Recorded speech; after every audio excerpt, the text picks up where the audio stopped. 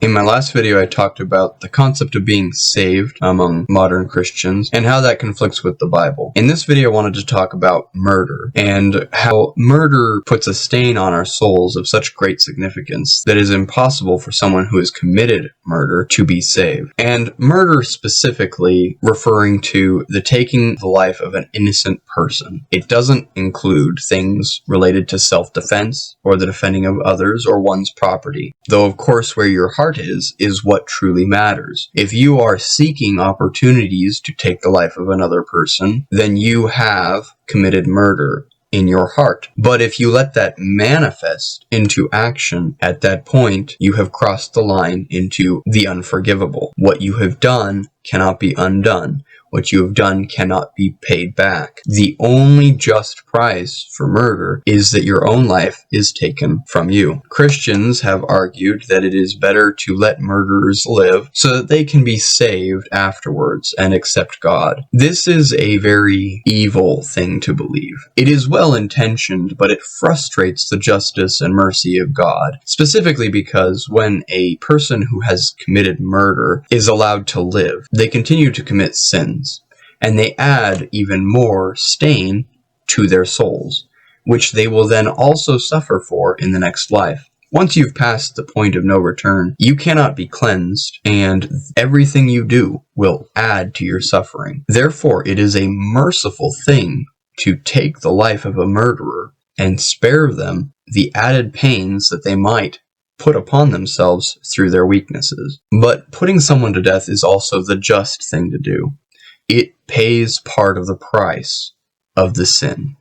A life was taken, therefore, a life must also be paid as recompense. But this also partly covers the cost of the life that was taken in the next life. It can't undo everything. It doesn't pay for everything that was done. It can't undo anything. It can't reverse anything. So there is still a balance to be paid, but it is mitigated to some degree by the life of the murderer being taken. This will also make their existence in the next life more tolerable. God does not prescribe these punishments because he is a vindictive and hateful being. He is a God of mercy and justice. Mercy and justice go hand in hand for all of his commands. God cannot be a God of justice if he has prescribed death for the sin of murder, but then changes that law later after Jesus and the New Testament. If God just simply changes the rules and now people can be saved after committing murder, then all those who did not have that opportunity before Christ came have not had justice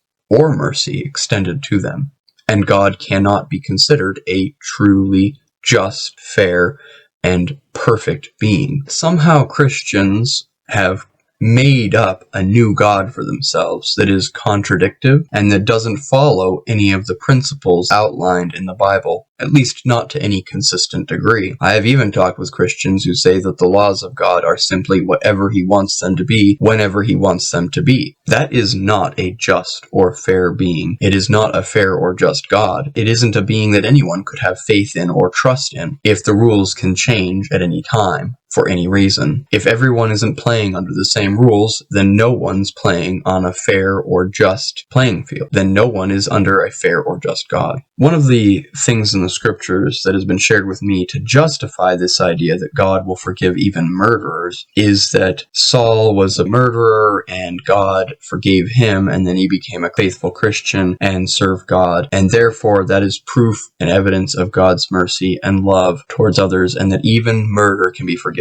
The problem with this is that Saul never murdered anyone. There is no reference to Saul ever committing murder in the Bible. And even if he had been participating in the killing of Christians, which had been happening at that time, I'm not quite convinced that it would have necessarily been considered murder by God, because they genuinely believed, the people at that time anyway, that they were cleansing their people of a perversion. And to them, it was necessary to remove these Christians to spare their culture from falling into corruption. and it was already at risk with all that they'd been through, especially with the Romans and their tight control over what they could and couldn't do with their faith. But Saul, the only thing that he ever was close to, or at least is mentioned in Scripture, was the stoning of a Christian, but he did not participate directly. That does not make one a murderer. You being present for a murder does not make you a murderer, whether you agree with what's being done or not. The only things mentioned about what Saul did to the Christians was that he beat them and imprisoned them, and that he was persecuting them greatly. And even with that, when he found out what he was doing, he suffered a great deal for it. He had to be healed, and when he was healed, he began to serve God with all of his heart as a faithful Christian. It is clear that his service to God in beating and imprisoning Christians was also in love of God. He loved God and thought he was helping in purging a perversion from among his people. So why is it the Christians are convinced that that is somehow the sign of God's mercy and forgiveness of even murder? It can only have come from the devil, for there is no truth to the accusation that he murdered Christians. There is no evidence of it anywhere in Scripture. But the devil has a way of getting into the hearts of people and twisting stories,